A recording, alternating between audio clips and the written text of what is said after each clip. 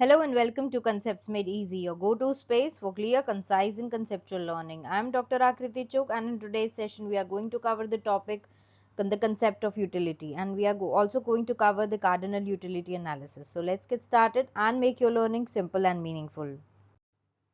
So utility refers to the satisfaction or benefit a person derives from consuming a good or service. So goods और service को consume करने पर एक individual को क्या level of satisfaction मिल रहा है, कितना बेनिफिट मिल रहा है,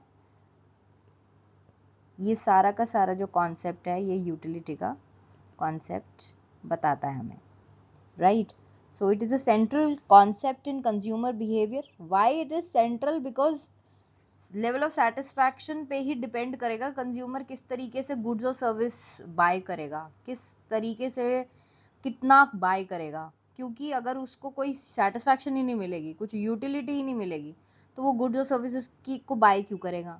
और कितना बाय करने पे, कितनी क्वांटिटी बाय करने पे उसको सेटिस्फैक्शन मिलता है, और कितने बियॉन्ड सर्टन क्वांटिटी कितने लेवल तक वो बाय करता रहेगा जब तक उसको सेटिस्फैक्शन मिल रहा है. और एक पॉइंट आएगा इस क्वांटिटी के बाद उसको सेटिस्फैक्शन मिलना बंद हो जाएगा, तो वो इतनी ही क्वांटिटी बाय करेगा. तो ये सारे के सारे जो कॉन्सेप्ट्स है कि कितनी क्वांटिटी वो बाय करेगा, किस तरीके से बाय करेगा, ताकि उसकी जो वेलबींग है वो मैक्सिमाइज हो जाए, और उसी हिसाब से वो चॉइस मेक करता है और डिसीजन मेकिंग करता है अबाउट गुड्स एंड सर्विसेज. तो यहाँ पे एक सेंट्रल कॉन्सेप्ट बन के आता है ये माइक्रो इकोनॉमिक्स में, कि कंज्यूमर बिहेव कैसे कर रहा है टुवर्ड्स गुड्स एंड सर्विसेज, कि उसको कैसे बाय करना है, कौन से गुड्स बाय करने हैं, कितने बाय करने हैं. तो ये एक सेंट्रल कॉन्सेप्ट बन जाता है, how a consumer behaves. And micro economics में बहुत मेजर कॉन्सेप्ट है ये, क्योंकि इसके बेसिस पे ही डिमांड फॉर्मुलेशन होती है, डिमांड बनेगी. और it helps economist understand how individual make choices to make maximize their well being. So let's understand utility in more detail. So these are certain core concepts of utility. Satisfaction or benefit. At its heart, utility measures the subjective satisfaction, pleasure or usefulness that a consumer gets from an item. तो ये जो satisfaction है ये personal है and varies from person to person. कितना satisfaction एक commodity को consume करने के लिए हो रहा है, गुड्स एंड सर्विसेज को कंज्यूम करने पे, वो मुझे अलग हो सकता है मुझे कोई एक पर्टिकुलर गुड पसंद नहीं है खाने में, तो वो मुझे कम सेटिस्फाई करेगा. किसी को वो चीज़ पसंद है खाने में, तो वो चीज़ उसको ज़्यादा यूटिलिटी प्रोवाइड करेगी. So it is very personal. ये लेवल ऑफ सेटिस्फैक्शन, ये यूटिलिटी कॉन्सेप्ट ये बहुत ज़्यादा सब्जेक्टिव है. और ये जो लेवल ऑफ सेटिस्फैक्शन, क्योंकि उसको मेजर करने की बात हो रही है, उसको समझने की बात हो रही है, तो it is very personal and it also varies from person to person. Then comes rational choice. Economic theories often assume that consumers are rational and will strive to maximize their utility given their limited resources like income and time. तो चाहे ये concept बहुत subjective in nature है कि हम satisfaction की बात कर रहे हैं, और सेटिस्फैक्शन एक ऐसा कॉन्सेप्ट है जो बहुत ज़्यादा पर्सनल है एंड वो पर्सन टू पर्सन भी बिल्कुल वेरी करता है. बट यहाँ पे हम इकोनॉमिक्स की बात कर रहे हैं, और इकोनॉमिक्स में हम हमेशा ये एज्यूम करके चलते हैं कि कंज्यूमर तो बिहेव करेगा रैशनली. तो रैशनल अगर कंज्यूमर है, तो वो अपनी जो सेटिस्फैक्शन है, हर एक कंज्यूमर की जो सेटिस्फैक्शन है उसको मैक्सिमाइज करने की बात करेगा. तो यूटिलिटी वो मैक्सिमम करने की बात करेगा कि मेरी जो सेटिस्फैक्शन लेवल है वो हाईएस्ट हो. बट मैक्सिमम यूटिलिटी भी किसी कंस्ट्रेंट के अंडर आती है, किसी बजट के अंदर आती है. तो बजटेड टाइम भी हो सकता है, पैसा भी हो सकता है कि मैं कितना कमा रही हूँ, मैं उसी हिसाब से कंज्यूम कर सकती हूँ goods and services. So consumers are rational and they will strive to maximise their utility, but within time and income. Influence of on demand and price. Utility of a good directly influences its demand. तो जो satisfaction एक good से मिलेगी वो directly influence करेगी कि उसको demand किया जाएगा एक कंज्यूमर के द्वारा या नहीं किया जाएगा. If a good provides high utility, consumers are generally willing to pay more for it and demand for it will be higher. Utility is highly subjective. Same good can provide different levels of utility to different people. और even to same person at different times और in different locations. सो जैसे warm coat है वो higher utility देगा winters में, but वो लो utility देगा गर्मी में, समर्स में, क्योंकि उससे सेटिस्फैक्शन तो नेगेटिव में चली जाएगी समर्स के अंदर। सो ये कोर कॉन्सेप्ट्स है यूटिलिटी के अंदर। So there are certain types of utility. While the core concept is satisfaction, utility can be broken down into various types based on satisfaction, on how that satisfaction is created. So first type is form utility. Form है जैसे for example raw timber को furniture में transform किया गया या cotton को shirt में transfer किया गया, तो ऑब्वियसली जो शर्ट है, जो फिनिश्ड गुड है, उसकी ज़्यादा यूटिलिटी होगी रॉ मटेरियल से। मुझे रॉ मटेरियल दे दो, उसकी कम यूटिलिटी होगी। बट अगर रॉ टिम्बर को फर्नीचर में कन्वर्ट किया जाएगा, सेम चीज़ को कन्वर्ट किया जाएगा किसी और फॉर्म में, तो it will give me higher utility. So this is the utility created by changing the physical form or characteristics of a product to make it more desirable. So obviously furniture is more desirable than the raw timber, and shirt is more desirable than raw material cotton. So मुझे physical form change जैसे ही होता रहेगा raw material का, उस तरीके से utility भी create होती रहेगी या change होती रहेगी या ज़्यादा होती रहेगी। Next is place utility. Place utility refers to the utility derived from making a product available at a convenient location for consumers. So अगर grocery store है near residential area, provides place utility. Medicines available at local pharmacy rather than a distant factory is a place utility. तो utility level of satisfaction अगर derive हो रहा है from making a product available at convenience location is the place utility for the consumers. Next type is time utility. Storing agriculture produce and releasing it during off season or selling umbrellas during monsoon, ये time utility है। यानी utility gained by making a product available at right time. Place utility क्या था? At right place. At right place. Time utility क्या बोल रहा है? At right time. तो बारिशों के बाद अगर कोई अम्ब्रेला दे रहा है, सेल कर रहा है, तो वो टाइम यूटिलिटी नहीं हुई। मॉनसून में ही सेल करनी है अम्ब्रेला, राइट? तो तब वो ज़्यादा यूटिलिटी देगी। तो making a product available at right time, तो कंज्यूमर्स को जब ज़रूरत है तो उसके लिए यूटिलिटी तब बनेगी। नेक्स्ट इज पोजेशन यूटिलिटी और ओनरशिप। पोजेशन मतलब किसी चीज़ को ओन करना। So possession utility or ownership utility is the utility created when a consumer gains ownership of a product by allowing them to use and enjoy it. It often involves the ease of acquiring good. Buying a car through an easy financing plan increases its possession utility for many. तो अगर car खरीदने है और उसके लिए मेरे को एक फाइनेंसिंग प्लान बहुत इजी सा मिल गया, ईएमआई मेरे को सूटेबल है और अच्छी फाइनेंसिंग प्लान है, तो उसका जो पोजेशन यूटिलिटी है वो इंक्रीज हो जाएगी। Next is service utility. This refers to the satisfaction derived from services rendered by professionals or service providers. जैसे सेटिस्फैक्शन मिलता है अगर किसी डॉक्टर से कंसल्टेशन के लिए जाते हैं और एक डॉक्टर बहुत अच्छा लगता है और वो बात बहुत अच्छे से कर रहा है, एडवाइस कर रहा है, सो उससे जो यूटिलिटी है कंज्यूमर को मिल रही है, दैट इज सर्विस यूटिलिटी। एक लॉयर की एडवाइस या हेयर ड्रेसर की सर्विस, हेयर कट करा रहे हैं या हेयर स्पा करा रहे हैं, तो उससे जो सर्विस प्रोवाइडर से जो लेवल ऑफ सेटिस्फैक्शन डिराइव हुई है सर्विस से, उसको सर्विस यूटिलिटी बोलते हैं। So these are the types of utility. So moving on, cardinal versus ordinal utility. So ये मेजर कॉन्सेप्ट्स आते हैं यूटिलिटी में, कार्डिनल एंड ऑर्डिनल। इस लेक्चर में हम इन डिटेल कार्डिनल के कॉन्सेप्ट्स को पढ़ेंगे और नेक्स्ट वीडियो में हम ऑर्डिनल यूटिलिटी डिस्कस करेंगे। बट यहाँ पे एक ब्रीफ डिफरेंस है कार्डिनल एंड ऑर्डिनल का। सो कार्डिनल यूटिलिटी एज्यूम करती है यूटिलिटी यानी हम एक सेटिस्फैक्शन लेवल को ले लें, चाहे, जबकि यूटिलिटी में और सेटिस्फैक्शन में भी डिफरेंस होता है। सो यूटिलिटी को अगर हम देखें कि यूटिलिटी जो है एक तरीके से कॉज है और इसकी वजह से it leads to satisfaction. It leads to satisfaction, जो एक इफेक्ट है। सो यूटिलिटी एक पोटेंशियल है सेटिस्फैक्शन के लिए, और सेटिस्फैक्शन ही एक्चुअल फीलिंग है जो एक्सपीरियंस की जाती है, राइट। क्लोजली रिलेटेड हैं, हम इनको सिनोनिमसली यूज करते हैं इस कॉन्सेप्ट में, they are closely related but identical concepts नहीं है, राइट। सो हम यहाँ पे इन दोनों को एक तरीके से ही ले रहे हैं, क्योंकि यूटिलिटी होगी तो सेटिस्फैक्शन हो जाएगी, एक्चुअल फीलिंग एक्सपीरियंस कर लेंगे, right. So cardinal was coming back to cardinal and ordinal utility. So cardinal assume करता है कि यूटिलिटी को मेजर किया जा सकता है, और उसने यूनिट भी दी है कार्डिनल यूटिलिटी में, कॉन्सेप्ट में, यूटिल्स। एग्जाम्पल अगर हम देखें, एप्पल गिव्स 10 यूटिल्स, बनाना गिव्स 7 यूटिल्स, तो यहाँ पे यूटिलिटी को, सेटिस्फैक्शन को एक तरीके से नंबर्स में मेजर किया जाता है।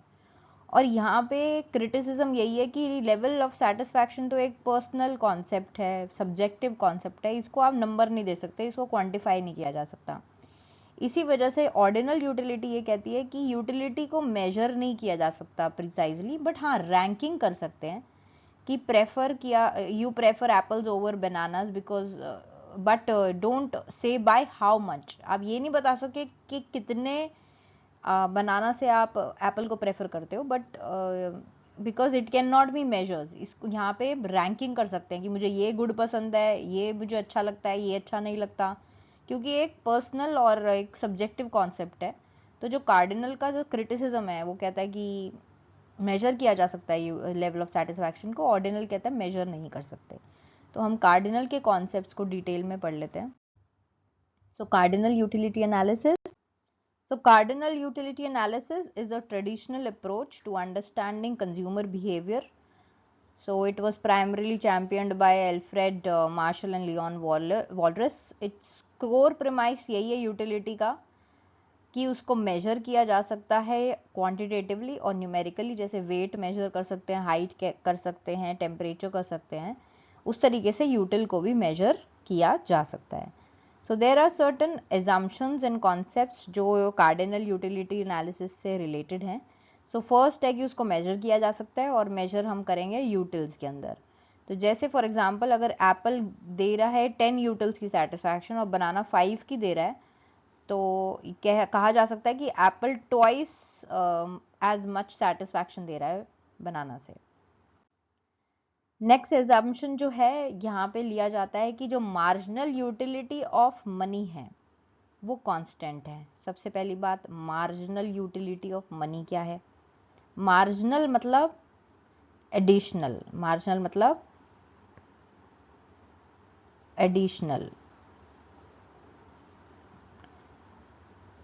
तो it assumes that value of each rupee stays the same no matter how rich or poor the person is। यानी अगर एक एडिशनल रुपी मिलता है वो सेम अमाउंट ऑफ सेटिस्फैक्शन देगा हमेशा। सो अगर मैं 100 रुपीज़ कमा रही हूँ और मैंने एक एडिशनल रुपी कमाया, तो मुझे उससे सेम अमाउंट ऑफ सेटिस्फैक्शन मिलेगी हमेशा। ये क्या है? ये एक एजम्पशन है जो कार्डिनल यूटिलिटी एनालिसिस लेकर चलती है, बट जो एडिशनल यूटिलिटी मनी की होती है वो कांस्टेंट नहीं होती रियल लाइफ में। तो in real life this is not true always, because the value of money often changes based on the income level. तो जिस तरीके से इनकम चेंज होती रहेगी, जैसे मैं 1 रुपी एक्स्ट्रा कमाती रहूँगी, एक एक्स्ट्रा पैसा कमाती रहूँगी, तो मेरी जो वैल्यू ऑफ मनी है वो भी चेंज होगी, कांस्टेंट नहीं रहेंगी, जो हमारी एजम्पशन है इस वाली कार्डिनल यूटिलिटी में। नेक्स्ट है independence of utility. So it assumes that utility derived from consuming one good is independent of utility derived from consuming other goods। सो अगर यूटिलिटी देख रहे हैं एप्पल से, वो अफेक्टेड नहीं होगी अगर मैं मूवी देखूं तो उससे जो यूटिलिटी मिल रही है, मूवी देखने से जो यूटिलिटी मिल रही है, वो उसका इम्पैक्ट एप्पल की से जो मिल रही है यूटिलिटी उस पर नहीं पड़ेगा। तो यूटिलिटीज़ जो हैं डिफरेंट गुड से, डिफरेंट सर्विसेज से इंडिपेंडेंट है ऑफ ईच अदर, एक दूसरे पर डिपेंड नहीं करती। Utility is based on personal feelings. यहाँ पे economists used to believe that we could guess or feel how much satisfaction person gets. For example, we might say someone is happier eating chocolate than chips based on their expression. But it is hard to prove and not scientific. So assumption ये है कि it is based on personal feelings. Next जो concepts आते हैं utility में, ये आते हैं total utility, marginal utility and average utility. So what is total utility? Total utility refers to the total satisfaction a consumer derives from consuming a given quantity of good or service at a specific time. तो यहाँ पे तीन चीज़ें हैं. Total satisfaction जो मिल रही है क्या करके, क्वांटिटी ऑफ गुड्स को या सर्विस को कंज्यूम करके एट अ स्पेसिफिक टाइम. ये बहुत इंपॉर्टेंट है. एंड ये जो फंक्शन है ये किसकी का फंक्शन है? क्वांटिटी कंज्यूम्ड का. मतलब total utility depends upon the quantity you are consuming of that good और सर्विस.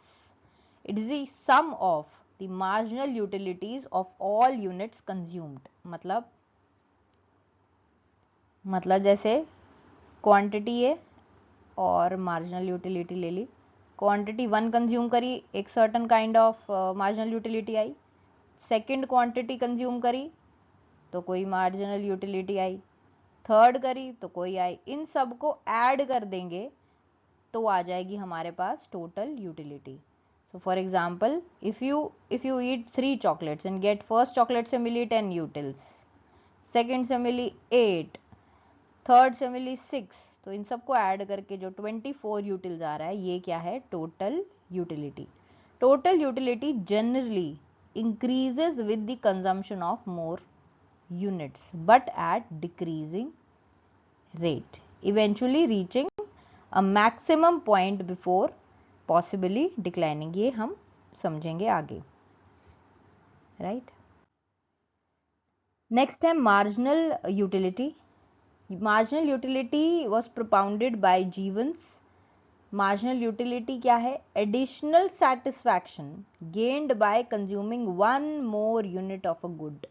मतलब एक और गुड कंज्यूम किया, क्वांटिटी एक गुड और बढ़ाई तो कितनी यूटिलिटी बढ़ी, वो है हमारी बढ़ी या कम हुई या सेम रही, वटेवर जो भी यूटिलिटी में चेंज आया वो क्या है? Marginal utility. दो तरीके से कैलकुलेट कर सकते हैं. मार्जिनल यूटिलिटी क्या है?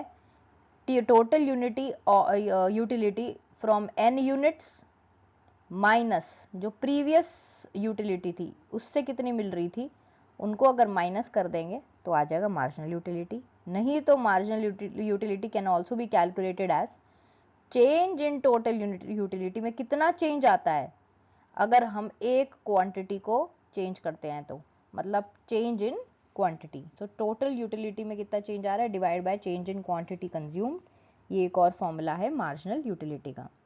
It typically declines as the consumption increases, जो हम law of diminishing marginal utility में पढ़ेंगे. और वहीं पे हम समझेंगे कि टोटल यूटिलिटी का क्या बिहेवियर है, जो हमने प्रीवियस स्लाइड में एक लाइन समझनी है, हमने बोला ना आगे पढ़ेंगे, तो वहाँ पे हम समझेंगे कि टोटल यूटिलिटी एक्चुअली में बिहेव कैसे करती है और मार्जिनल यूटिलिटी कैसे बिहेव करती है. सो इसका एग्जाम्पल अगर देखें हम, कंसेप्ट अभी सिर्फ यहाँ पे समझना है कि मार्जिनल यूटिलिटी है क्या. तो एग्जाम्पल क्या है? मार्जिनल यूटिलिटी अगर फर्स्ट चॉकलेट की 10 है, मार्जिनल यूटिलिटी ऑफ सेकंड है 8, थर्ड है 6, तो ईच चॉकलेट जो है वो क्या दे रही है? एक गिव्स लेस एक्स्ट्रा यूटिलिटी. तो पहले जब चॉकलेट थी उसकी मार्जिनल 10 थी, अब मार्जिनल कम हो गई, 10 से 8 पे चली गई, अब मार्जिनल और कम हो गई, 6 पे चलेगी. मतलब पहले अगर चॉकलेट खा रही थी तो उससे मेरे को 10 यूटिल्स की सेटिस्फैक्शन मिल रही थी. जैसे ही सेकंड खाया उससे पॉजिटिव नंबर तो है, मतलब मेरे को सेटिस्फैक्शन बढ़ तो रही है लेकिन पहले से कम बढ़ रही है. यहाँ पे पहले से और कम बढ़ रही है क्योंकि थर्ड चॉकलेट खा रही हूँ, तो उससे एडिशनल चॉकलेट जैसे जैसे मैं खा रही हूँ तो उससे मेरे को लेस एक्स्ट्रा यूटिलिटी गेन हो रही है. तो टाइप्स ऑफ मार्जिनल यूटिलिटी यहाँ समझ लेते हैं. सो फर्स्ट है positive marginal utility.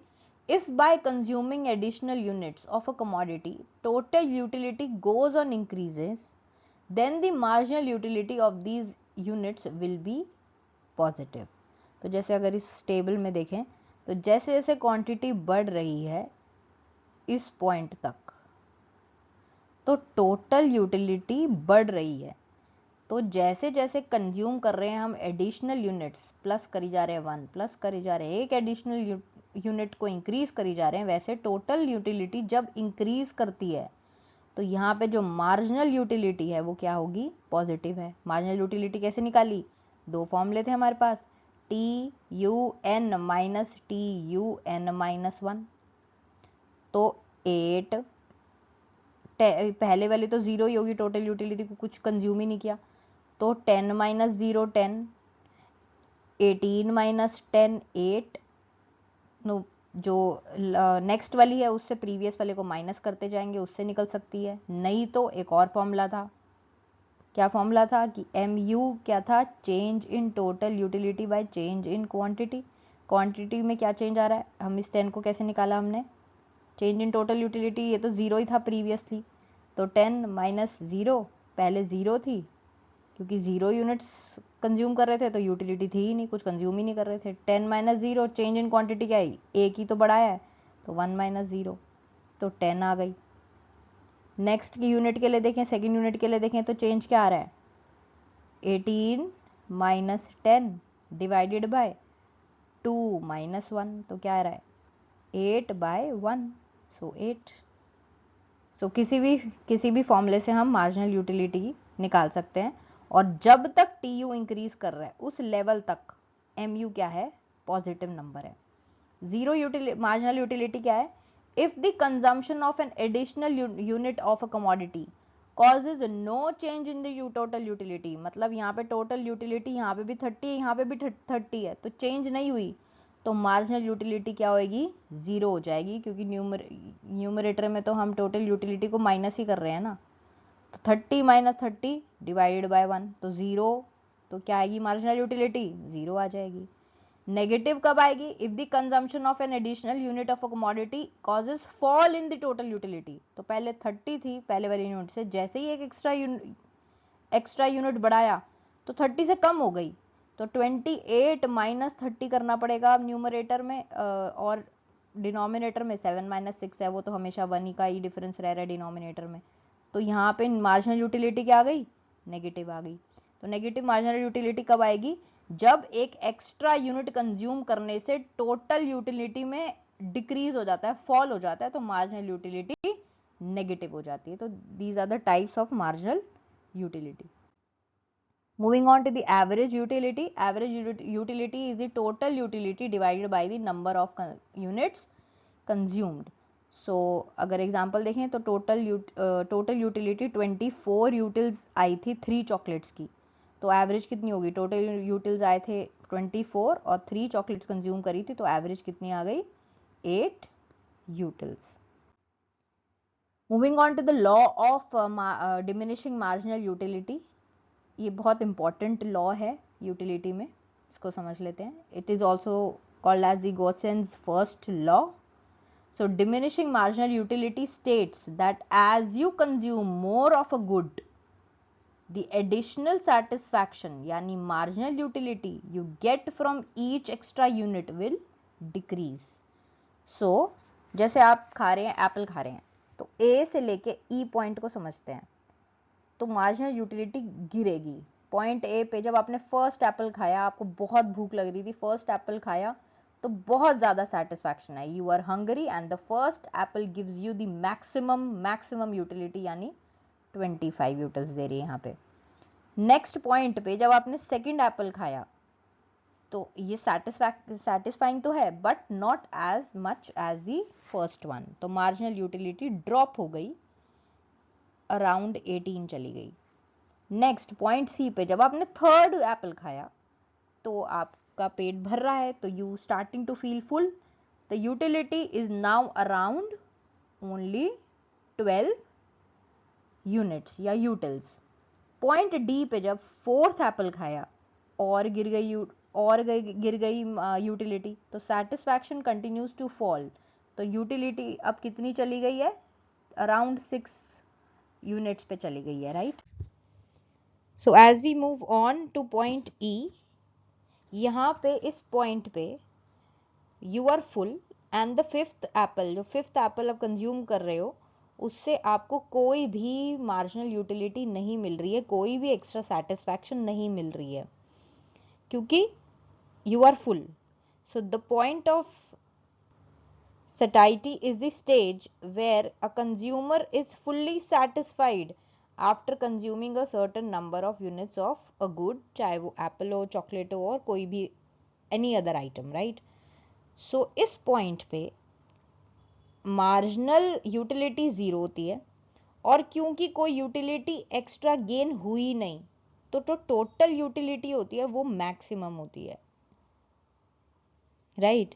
So at this point total utility is maximum and marginal utility is zero.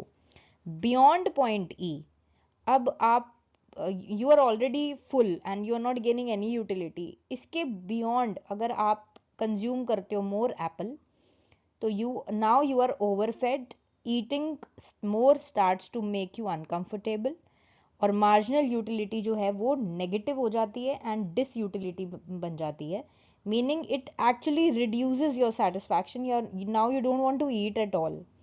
So इस point के beyond यहाँ पे negative utility मिलने लग जाती है as you consume more of a good.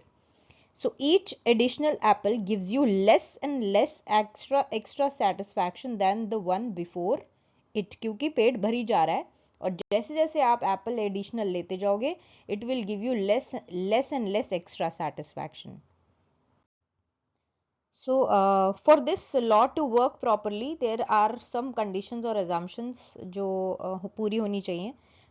First one is rational consumer. The consumer must be sensible, और उसकी जो ऑब्जेक्टिव है कंज्यूमर का वो मैक्सिमाइज करने का होना चाहिए सेटिस्फैक्शन को. They should make choices carefully and logically. Next one is continuous consumption. The good must be consumed 1 unit after another. बीच में ब्रेक्स नहीं होनी चाहिए. फॉर एग्जाम्पल जैसे अभी एप्पल वाला पढ़ा तो एक के बाद एक एप्पल खाना है, बीच में ब्रेक नहीं होनी चाहिए. उसी तरीके से eating chocolates 1 by 1, not with long gaps.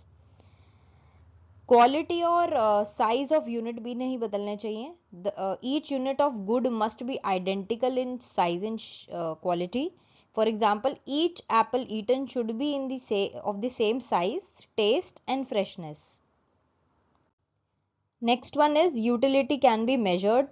So the law assumes that utility is measurable in numbers. क्योंकि cardinal utility की बात हो रही है तो हम units में measure कर रहे हैं.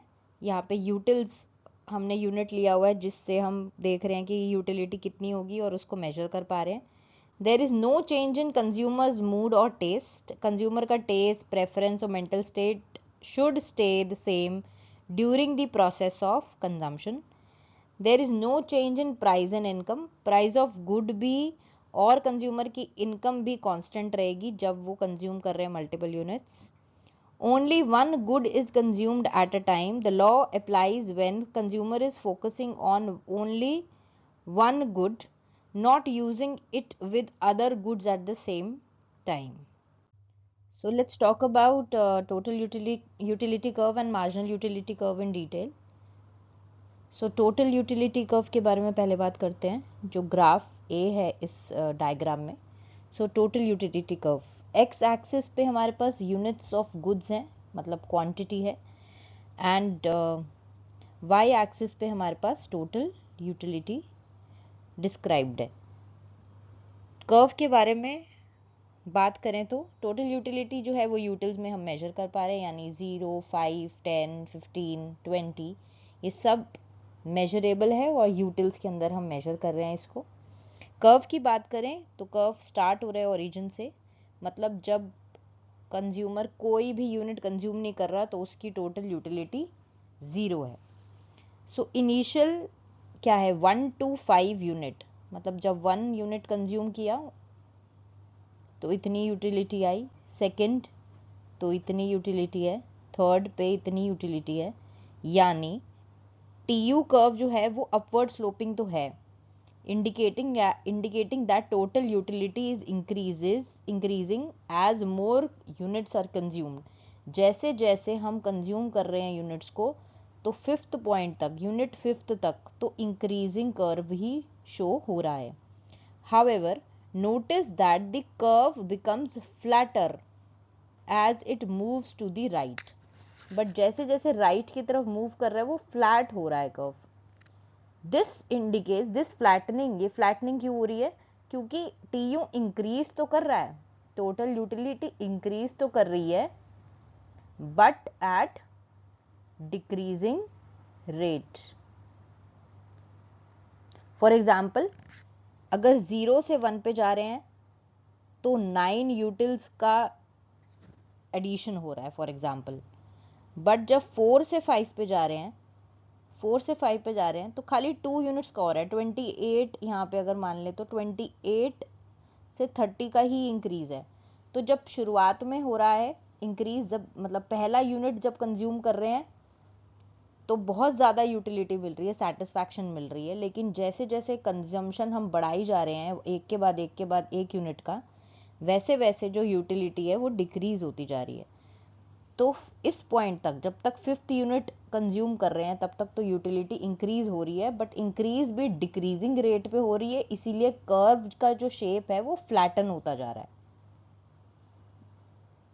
This is the direct consequence of diminishing marginal utility, जो अभी हम पढ़ के आए हैं, एग्जाम्पल के थ्रू भी पढ़ा हमने एप्पल के, कि जैसे जैसे एक यूनिट को कंज्यूम करते रहते हैं मार्जिनल यूटिलिटी कम होती रहती है, और यही यहाँ तक फिफ्थ तक मार्जिनल यूटिलिटी धीरे धीरे क्या हो रही है?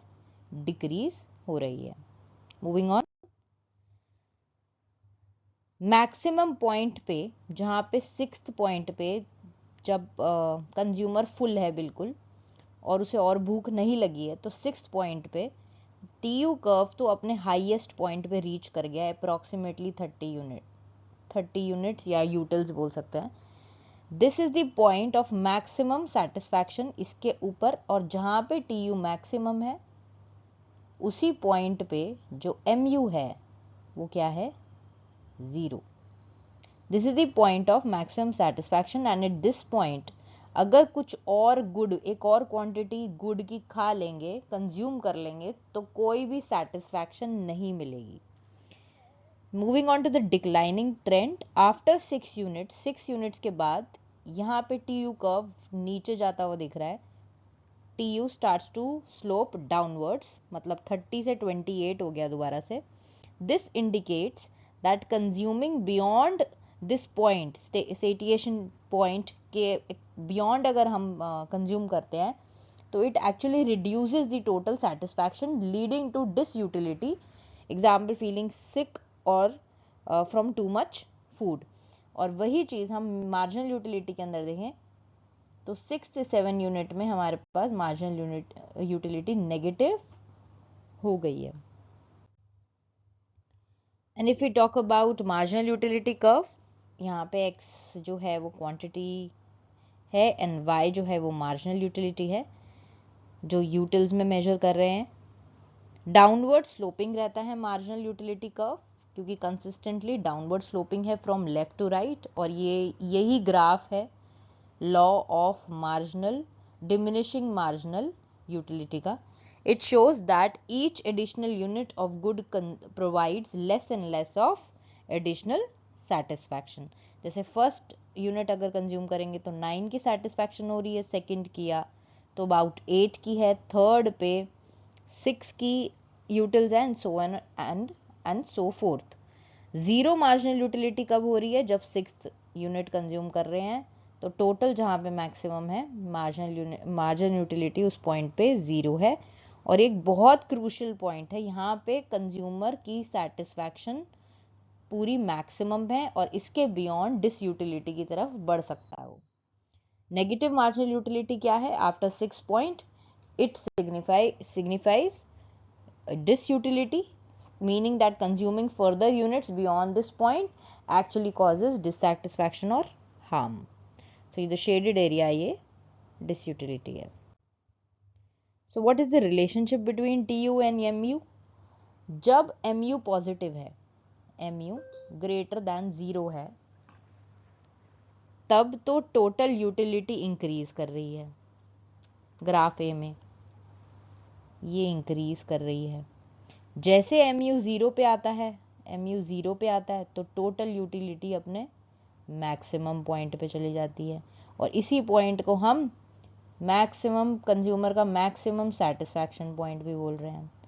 और जैसे ही mu नेगेटिव हो जाता है, वैसे ही टोटल यूटिलिटी डिक्रीज करने लग जाती है। तो मार्जिनल यूटिलिटी जैसे ही बिलो द एक्स एक्सिस जा रहा है तो टोटल यूटिलिटी डिक्लाइन करनी स्टार्ट कर जाती है, यानी this means consuming more units now will cause dissatisfaction, और this is the phase of disutility.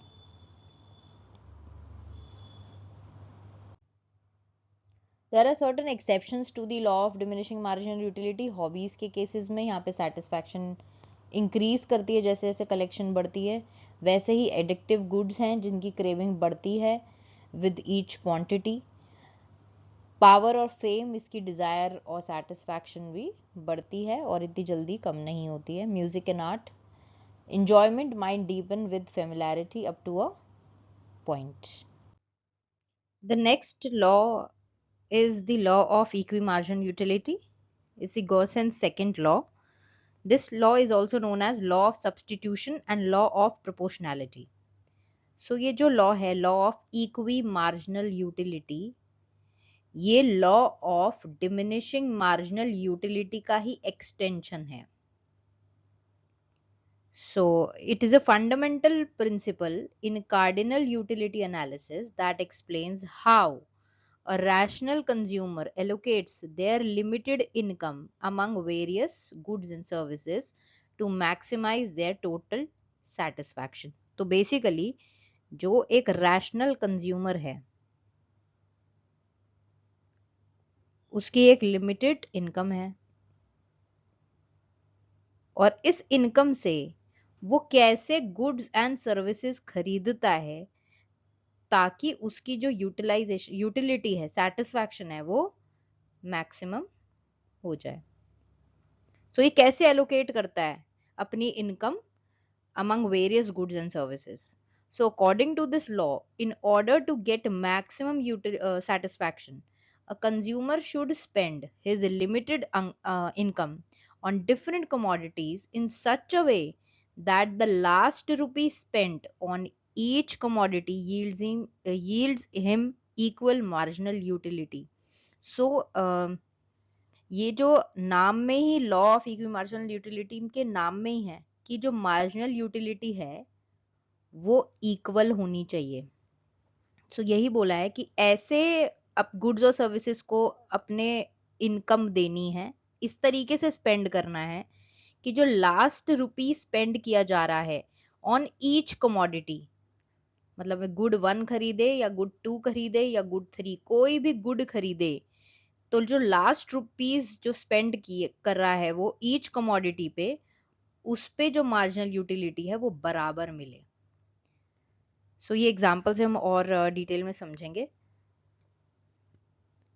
So Alfred Marshall in his Principles of Economics states that the law of equimargin utility is as follows. So एक statement देते हैं ये, if a person has a thing which can be put to several uses, तो उसके पास एक चीज है, कोई भी गुड है जिससे वो कई सारे यूजेस उसके लिए कर सकता है, तो he will distribute it among these uses in such a way that it has the same marginal utility in all.